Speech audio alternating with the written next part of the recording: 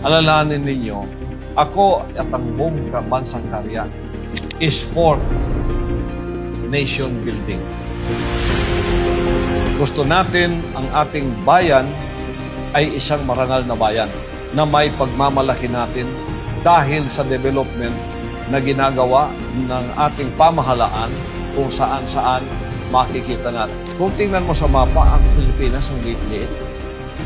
Di ba? Tapos nito, wala pang development na ganito.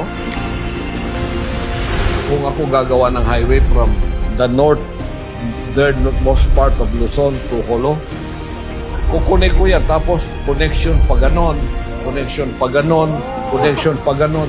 Lahat ng islands, pwede mong sasakyan lang, madaanan mo, may highway. Oh, mahirap yon? Hindi. Bakit mahirap? Isipin mo lang at gawing plano, hindi mahirap.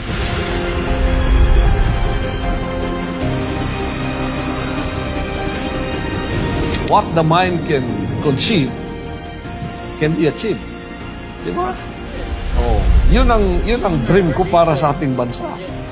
Pusong makabayan yan. Puso para sa development ng ating bansa.